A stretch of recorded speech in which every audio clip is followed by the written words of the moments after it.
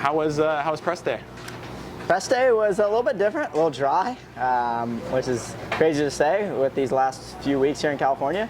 But yeah, not bad. It's a little different than normal. I think they built the track a little mellow for all the kids racing and stuff, which, you know, it's kind of unfortunate. But we'll see how it ends up playing out. And it's Triple Crown, so a little different vibes this weekend, not the normal, you know, 20-minute plus one. So it's gonna be important to get a good start. But yeah, it was not too bad. Felt good out there. Bike felt great, and looking forward to it. What's different about the track compared to a normal Supercross? Like, they just, you know, we have 2 straightaways. We have the triples, or it's like a, I don't even know what you call it, like a big extended landing. A lot of big doubles in the middle of the track. The dragon back's like not a actual dragon back, just kind of has like a rolled little tail end on it. So just a little different than what we're, you know, normally doing racing professional Supercross. But it's all good. Nice. And what do you think about that start? Because you're gonna have to go down long straightaway, back down a long straightaway, and then you have to jump. Are you jumping off a berm, like jumping? Yeah, into so you go down a straightaway in between the landings, and then you're coming at that first rhythm at such a weird angle. I think it'll be critical to make sure you jump that first little rhythm section there. And if you do that, you'll get a nice lead and maybe hopefully get some time saved to get a good start. But yeah, it'll be a little weird for sure. Do you have any experience on skateboards dropping into half pipes? Because that kind of what it feels like. Yeah, we had a little bit of that at San Diego, but definitely a different angle. Coming off the back of a berm and just dropping in, it's with your whole shot device down is always kind of a tough little transition. But yeah, it'll be a little different, but I'm sure it'll be fine come main event. Nice. Okay, well that's one good question. Whole shot devices. I mean, you guys have them down so far, and your forks are so stiff that a lot of times they don't compress until you're hitting the first rhythm. So how weird is that? Yeah, it is. I mean, it's always tricky. A lot of the times you'll be hitting the first rhythm with it locked in, which is always like a little bit weird. But yeah, it's something we've kind of gotten used to over the past years. They make them to where they don't come undone easily, which is what you want, but can be scary sometimes when you're hitting a jump with it compressed. Okay, and then, I mean, that back side of the berm is pretty steep, and then you're jumping in and it's a 90-degree. What if you just launch off of it into the inside and then, you know, land right before and then roll and then double? Is that even possible? I didn't look at that. Yeah, I didn't really look either. I mean, usually a press, I don't even really look at too much. Just kind of get the jumps down and go from there. But I'm sure once we do track walk tomorrow, we can get a better view. All right, and then we heard what you thought, you know, after after San Diego. You talked in the press conference about the race and everything, but now you've had a whole week to marinate on San Diego. You probably, I mean, how much did you study the footage, and like, what are your thoughts on San Diego now after a whole week later? Yeah, I mean, it was good. Like I said, it was still a great result, but definitely saw, you know, just lacking.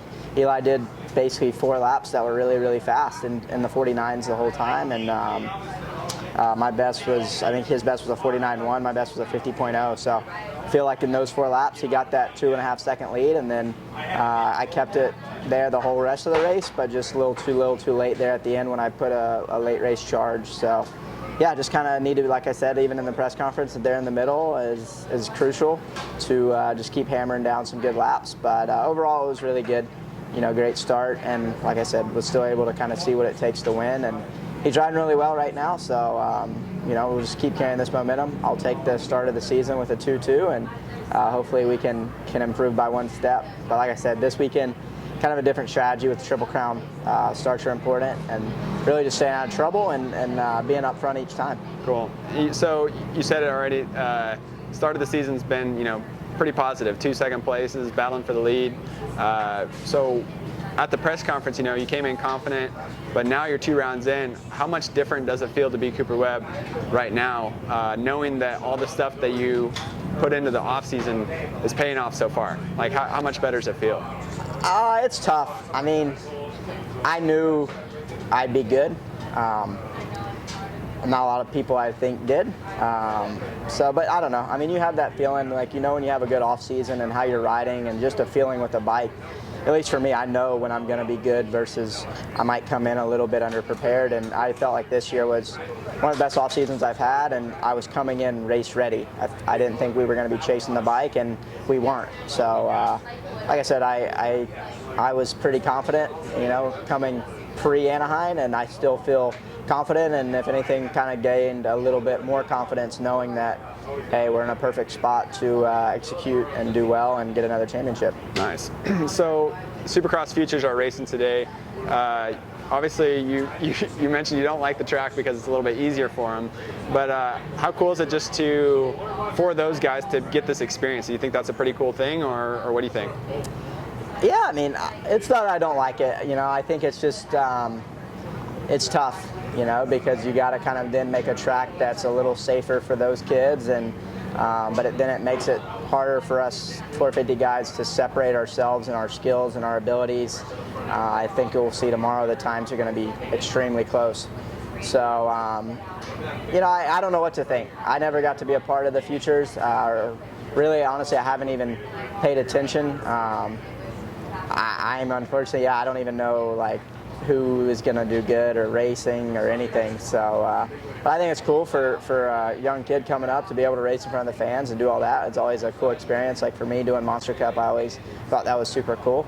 But yeah, maybe after tomorrow I'll know some of the right kids coming up. Nice. And then we've seen a lot of guys get injured lately. I'm sure you've heard 3 riders in the Pro Circuit Kawasaki team, Malcolm Stewart this week. How important is it to stay healthy at the practice track? And what's the balance of being smart so that you can make it to the races on the weekends? Because even for these future guys, I heard there was 4 guys that crashed pretty hard in the first practice. How difficult is it to balance just the training, the racing, the riding, the amount of laps that you guys do? Everybody at home is bummed to see people injured. I'm sure you are too. So how do you manage that? Yeah, shoot, I think that's the age-old question, right? It's tough, man. I think experience comes into play. Knowing when you're pushing maybe above your abilities or what you're comfortable with, and days maybe you're tired versus feeling good, just knowing when to be in your comfort zone. But it's tough. I mean, we're at least in the 450s, we're pushing the envelope every time we're on the track, and every practice session we do, and you want to get better, so you then try to go faster and dig deeper, and sometimes unfortunately it can bite you. And I'm not sure each guy's situation, but it's motorsports too, so sometimes unfortunately it can be mechanical as well. So it's a tough sport, man. It's a brutal sport, and injuries are unfortunately part of it, so that's why we train our balls off and try to avoid those injuries. But it's an unfortunate part of the sport. But I think just having that balance is tough, but as you get to know the sport more and you gain that experience, I think you kind of know when to maybe back off versus when to press forward. And I think the biggest thing is racing is so much different than practice. I've seen it time and time again where guys at the practice track are just absolutely hauling the mail and get to the race, and whether it's mental or bike setup or just not having the same confidence, it leads to mistakes or bad riding sometimes. So I think that probably for the Futures kids, it's something where this track, even though it is more tame, it's still a big difference from maybe their practice tracks that they're able to ride. So I do think the Futures are good, but I think it's tough if you're not on a factory team to have access to a Supercross track, and then when you just show up here and a lot of pressure with teams watching, and it's like you're shot, I guess. Not always the best combination.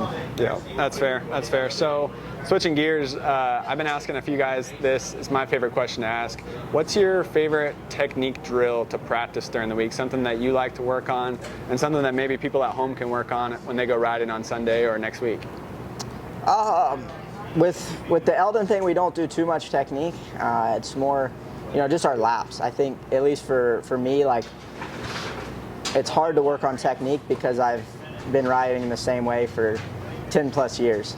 So I think you kind of get to a point where you're going to ride the way you're going to ride, and it's important to get those laps in. But one thing we always do team to work on is obviously the whoops. It's something that has not come easy for me, so we worked hard on those. But for the riders back at home and stuff, I think a thing that goes under the radar is riding on the balls of your feet. You see it now with Jet Lawrence and Sexton and Kenny, they're just so good on riding so light and on the balls of their feet, and that's something that I try to do and mimic. But it takes a lot of time, but I think it does help in the long run for sure. Cool. I appreciate your time. Good luck this weekend. Yeah, thanks guys.